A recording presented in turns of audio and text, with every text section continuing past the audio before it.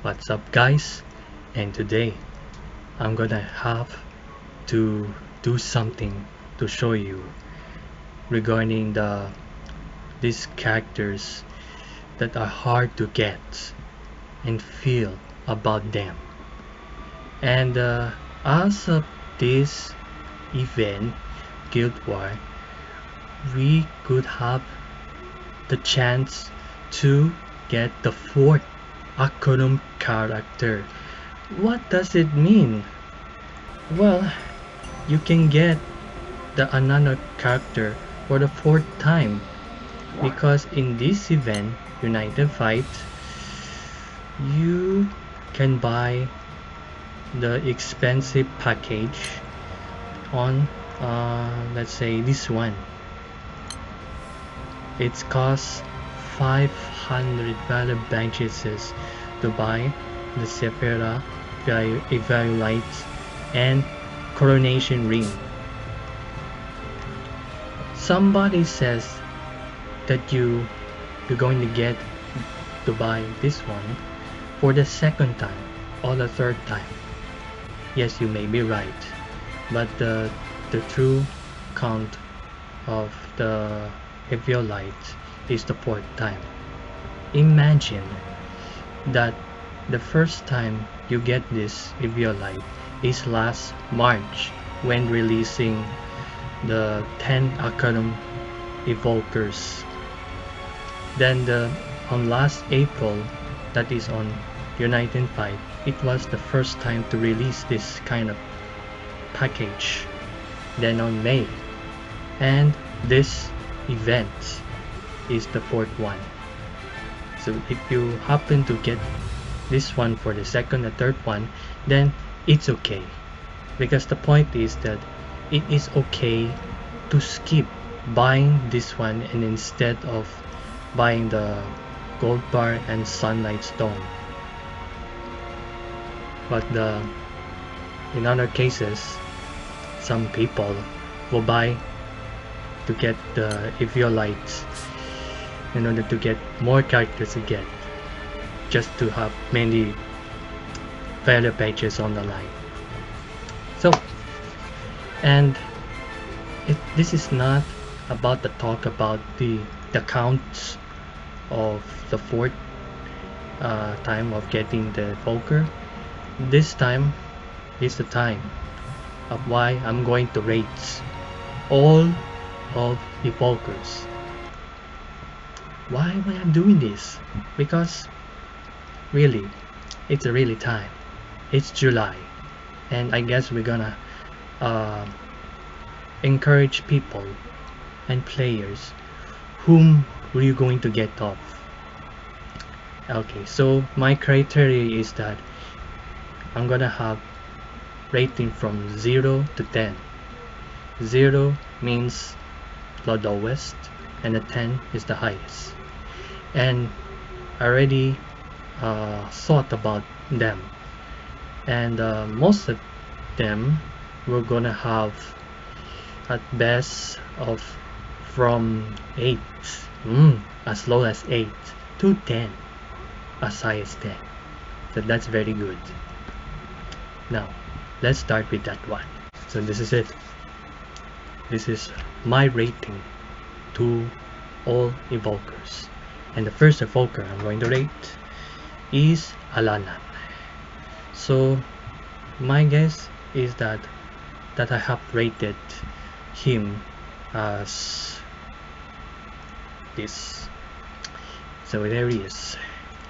My general rating is in most cases you're gonna use him in everywhere aside from the harder raids, while the Ubaha HL and Lucy HL is that how useful is the Evoker going to provide help on the raids. So in this case I'm gonna explain these kinds of rating there and why is it like that. So for this Evoker, I am going to say yes, this is very good and stats is okay, and he's a talker, and he's pretty stuff. So let's focus on the kid. The kid is pretty understandable why he's a talker. Is because he's said he's born maybe on the deep damage per second. For example, this damage is born boosted due to the field. Then the second skill is most likely for team that can buff for the guaranteed multi-attack plus with the bonus damage. And finally is this skill is more on the double-edged sword that you can hit on the boss, but you're gonna have inflicted on the team on with this one, so you cannot clear this kind of debuff.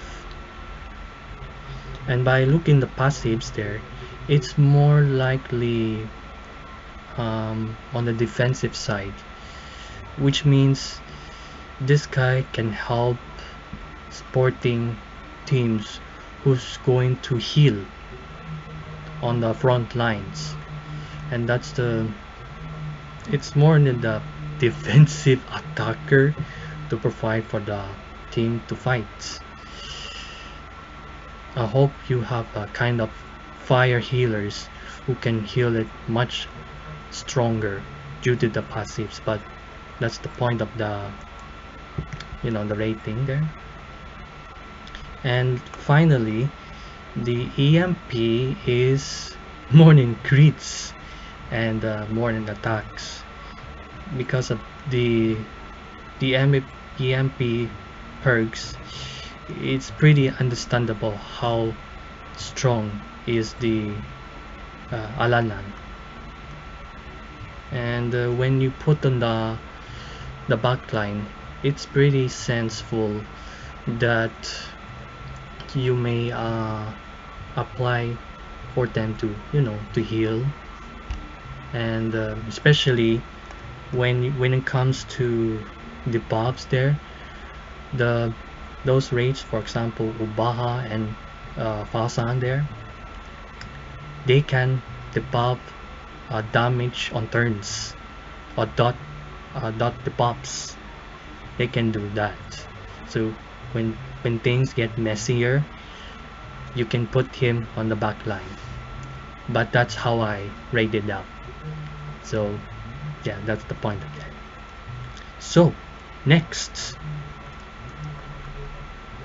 Rox, yeah, and she's a girl, and compared to him, she has a very different styles. But since her style is still attacker style, I could say that I rate her as this. That's the difference between these two evokers when you consider on or something mainly for fire. So yeah, that's the point of that. So how come I rated her? So as she is great in the stats, she's a melee. Melee. Well, next one is since she's an attacker, she can debuff more frequently.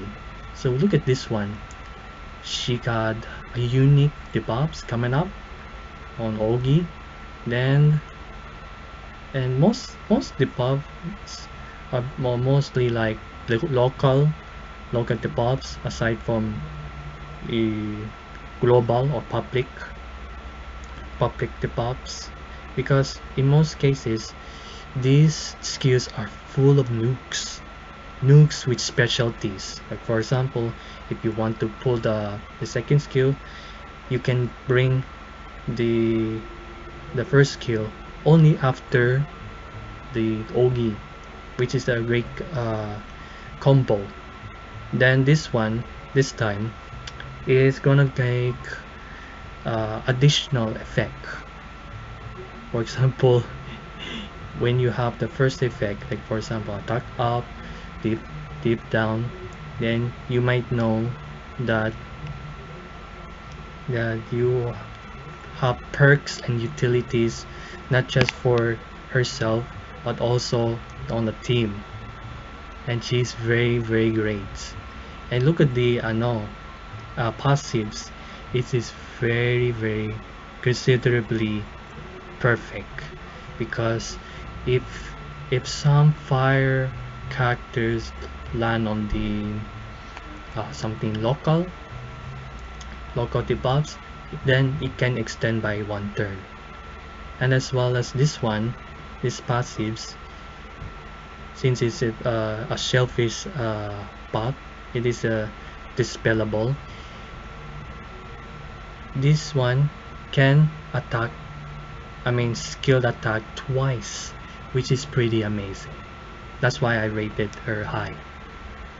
And the EMP is kinda jack of all trades, because of the skill cap, debuff, heal, fire attack, and charge 1. And also this one, which pretty makes sense that you can do anything about that one. But consider about the rating wise it's so low. I'm not sure that, but because of the how useful on bringing her on the following raids, maybe it would be harder to slot it to the most dangerous raids on Granblue. That will make time and uses on how to use her. So I guess that's the point of that. So next,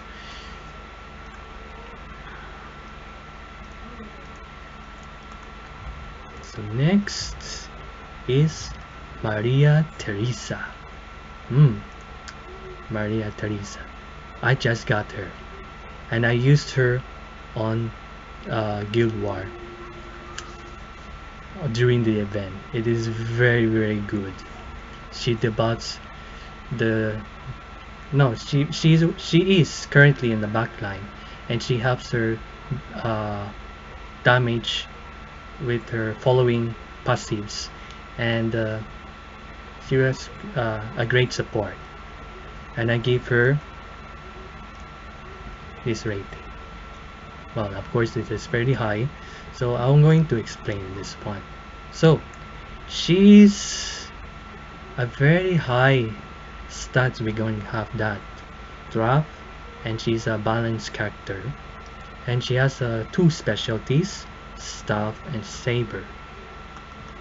So in this point, she's mostly a balancing kid that is responsible for hit points checkup. For example, not all of them, these attacks are made to damage, but also to balance the team survivability, to check whether there is in the pinch or not. So there's a lot of strategies to do that, and there must be the right timing when you use these skills right. For example, Uguel, this means apply the water allies current HP and charge bar amount to all other allies. What does it mean? First, let me give you a simple sketch. So simple sketch is one character, either high or low HP, use this skill on the particular character. The current HP will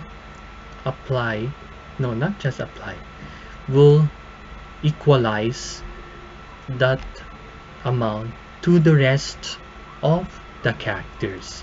Whatever the current HP is will be the new current HP to other characters, as well as the current charge bars will be the new current charge bar to the rest of the characters. So that is the point of the second skill. Then the Fidelta, the third skill, which is the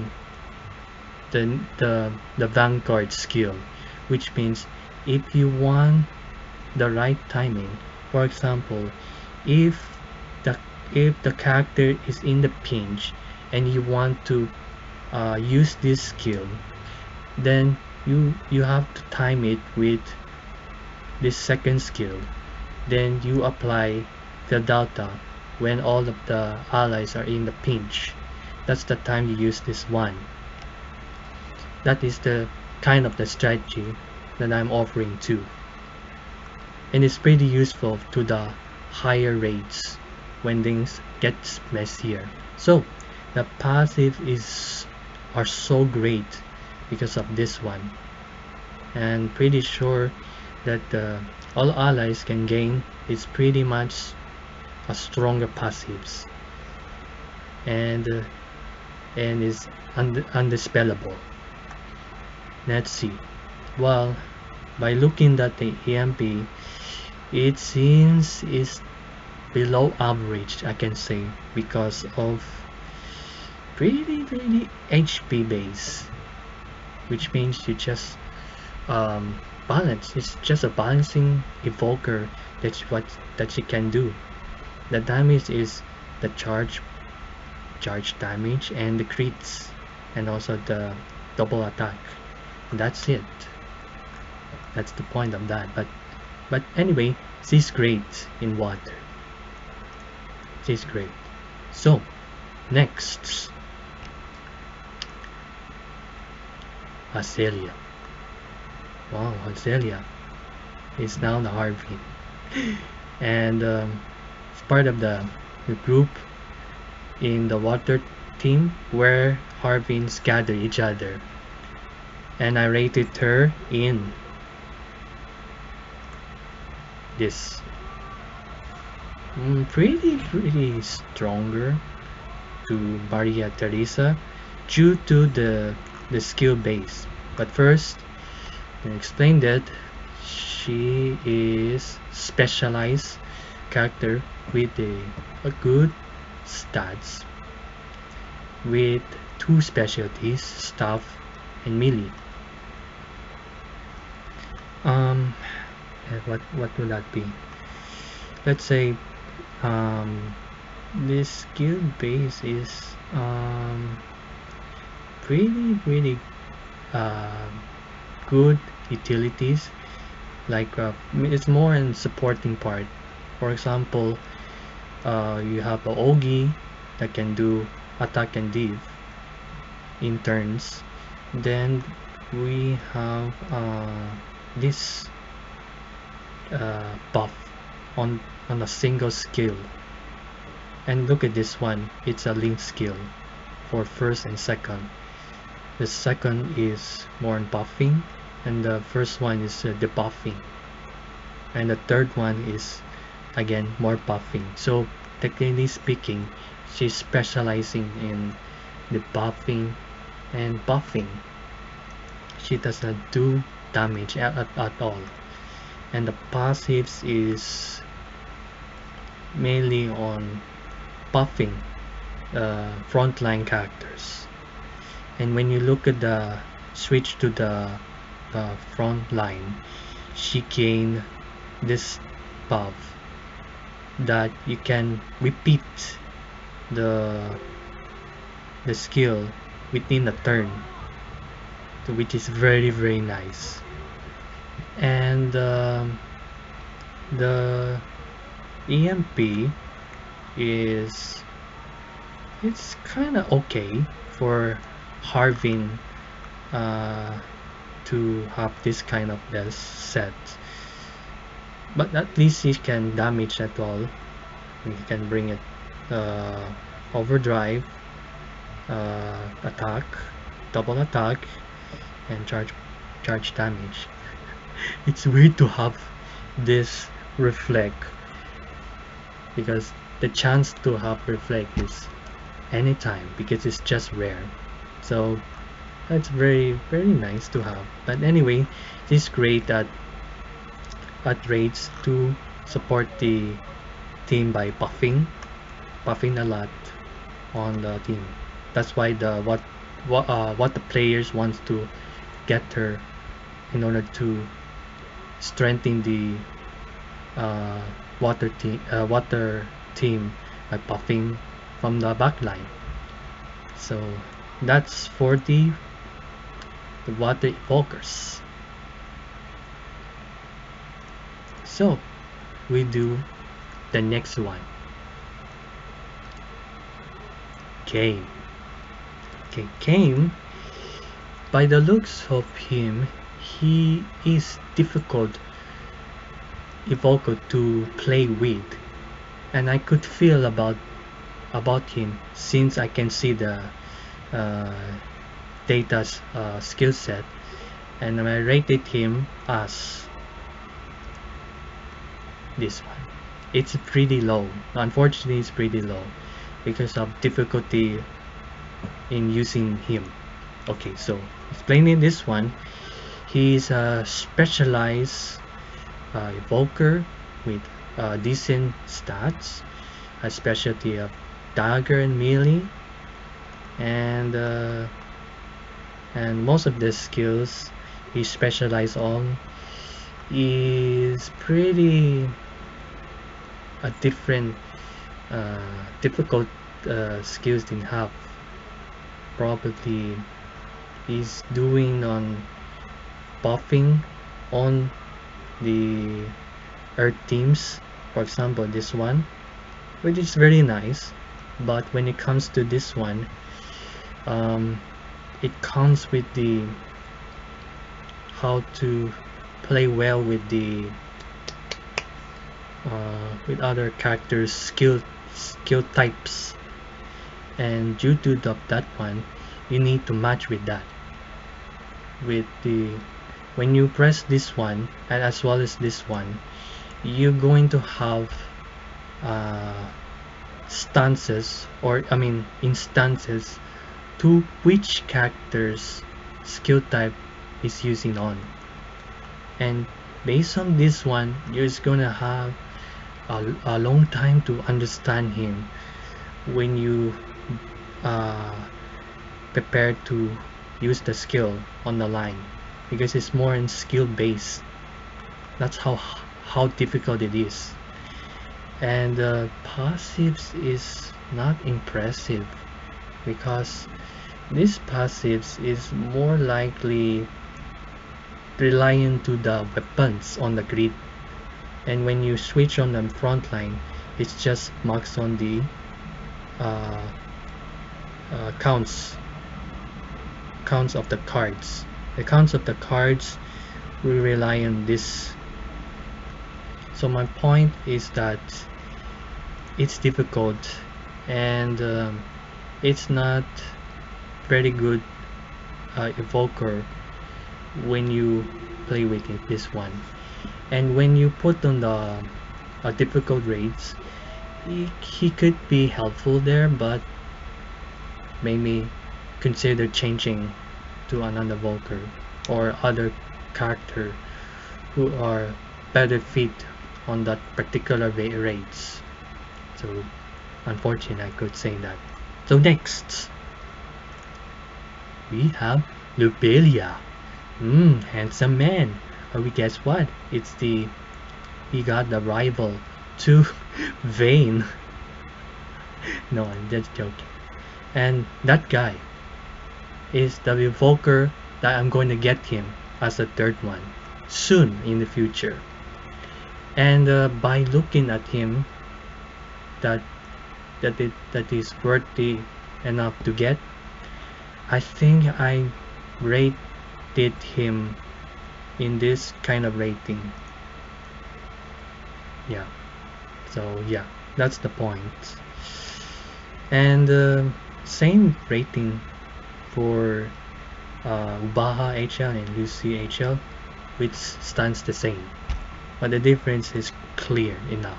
So he is now a attacker with great stats, specializing in staff and melee. Melee.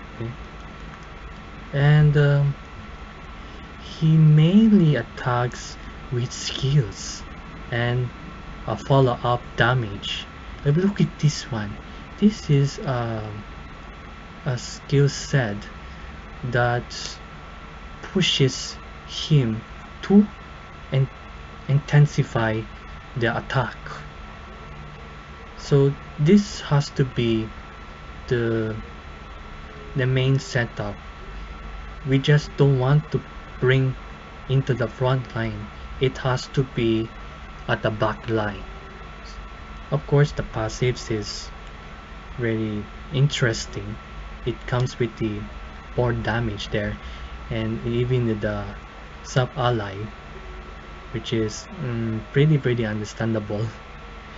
But when you bring it to the front line, he got this one, and the most main skill is the third skill, where he bring this kind of buff, undispellable, that any skill type you use, there's a follow-up damage that can hurt the bosses, which is very juicy.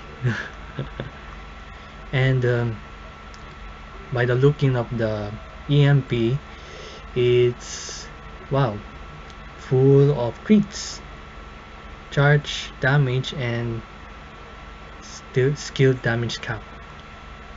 That's pretty understandable there. Look at this one. It's only one turn for the link skill, and you only have one crit per turn to get it there.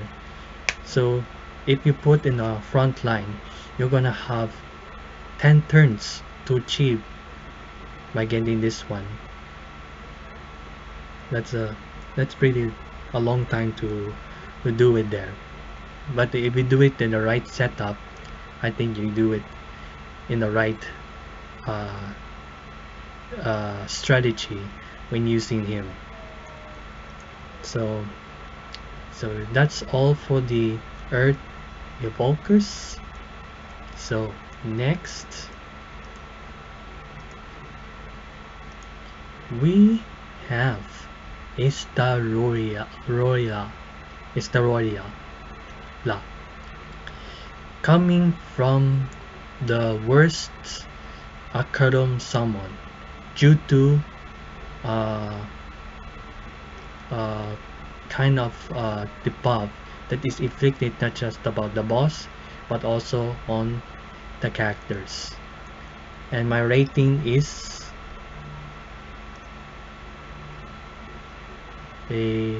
for my case, he is the low priority evoker to get.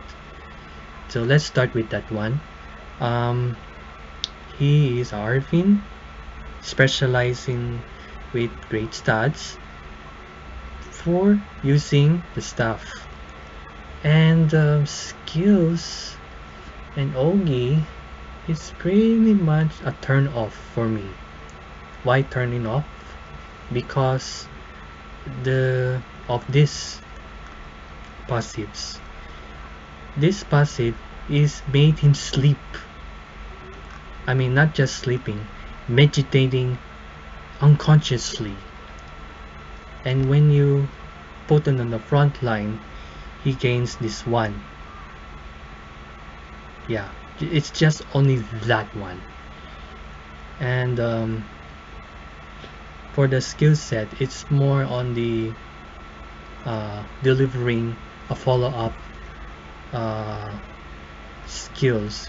We're using this one, not just attack or damage, but also this one by one. Either you hit other character, you hit against him, or you do the special attack, and that's the point of that.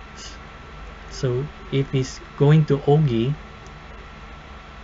he's going to deliver this one for all allies. It's like properly, is it assaulted? I think it's assaulted attack, intensify for 20%. Yeah, but due to the skill, passive skill, which takes me time to understand how to use him. So I guess that's all for that one. So we go to the next Evoker, Aelya. Aelya is very interesting Evoker going on, and I rated him as this. It's very great. Trust me. I wished I could get him. But first, by the looks of him, he's a Hardwing, a defending Hardwing, which as low as these stats. Since he's a defensive Evoker going on with the specialty of Heart. So I understand why he's like that. So when it comes to skills, he can defend allies with this Ogi. Then his main skills are this, which is very nice, 100% default. And the third skill, it's like substitute to the character, which includes all ally attacks, 200 people with this one. Those are the main skills he's going to apply it on. And the passives are very interesting because of this one. And as well as this one there, this passive is going to improve them stronger and survivability, as well as the higher rates. And when you got on the front line, this is what the allies can buff. It's very good because of that. That's how a defending Evoker going on, and that's the difference between these two Evokers. Very nice. And that's all for the win Evokers. So we're going to do the next one. So we have only one light Evoker, and that is Kishenberger. And here, very good rating, and I could say that my rating says so. Oh, that's very nice. You know why? Because even his attacker, he got a very high stats, specializing in melee. And what does he do? He's very selfish, but he's doing the great job. So the Ogi is it's I think it's 50% as high as multi attack, and I think it's 50% div down. Not div, but damage taking is boosted. It's like that Ogi is a double-edged sword that you want to hurt the boss a lot. It's like you let the guard greatly down, which is very fantastic. So skills is more on much more selfish, so he can counter, and his main skill is probably the dirt skill, but you have to keep it these turns because of this.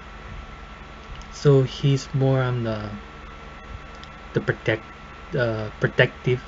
attacker, that he deserves to be in the front line, and when will be knocked out when effects end. So you need to heal him, buff him a lot of times within this one. By looking the passives there, I could say it's a very interesting part. Look at this one. Charge price fills up slower, but deals high damage, which is very good. And look at this one. When sub ally, it's when maximum dark damage dealt to light allies is set to 10. Wow, that's so much. Like a biggest, I mean strongest passive going on.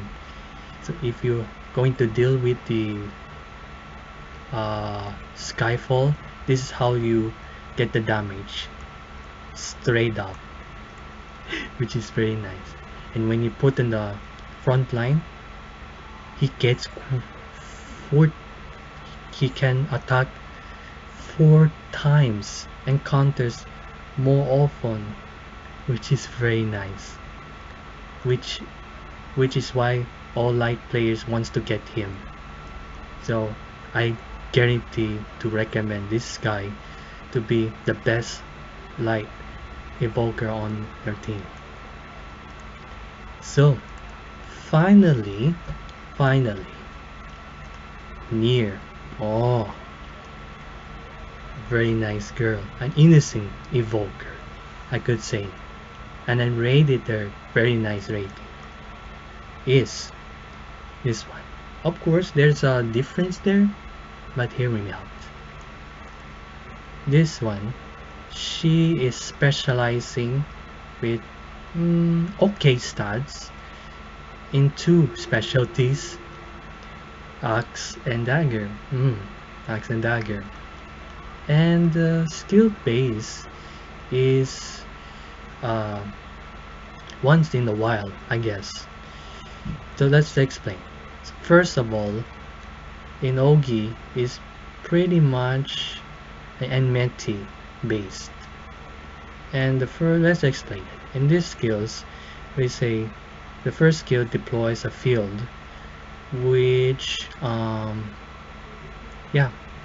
which is applies to all allies and the boss itself. Then the second skill is cast to the caster and dark ally with this buff, just like the Kirchenberger's Ogi. So this skill can deal triple attacks and the same time damage taking lowered by 50%, so 4 turns. Yeah, and finally the third skill is charge attack reactivation, which is very nice. All it cost with love redemptions. So by understanding what does it do, she's going to die by herself, not just the boss but by herself, and when she dies she will be knocked out.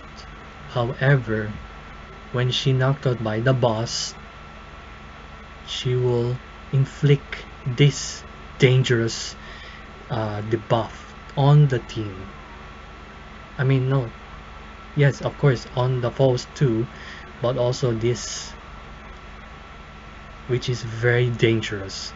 Div and multi-attack rate are lowered. HP can't be restored, which is very dangerous to die. So in which cases she has a very interesting passive. Very strong, but comes with a double-edged sword. But don't worry, when you bring in the front line, this is what the Dark Allies offer. She can revive it back to the front line, so it's a comeback buff. So it's very nice. And look at the perks there. The MLP is 1 time there, but I'm sure this is crazy.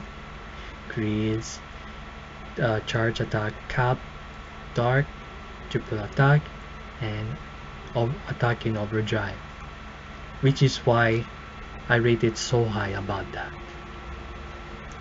compared to the light evoker. But that's the real difference between the light and the dark. So yeah, I guess that's all for all evokers on the line, and I hope you'll be happy or angry about my rating. So I'm so sorry about that kind of sudden pop up on the line. So I hope you understand that one. That and I did it in this for the choosing of which evoker is worthy enough to get, or recommended enough to get on. So that's the point of that. So thank you for watching, and I apologize for rating too early, and hope I'll see you next time. Good luck for the guild war. Go and fight.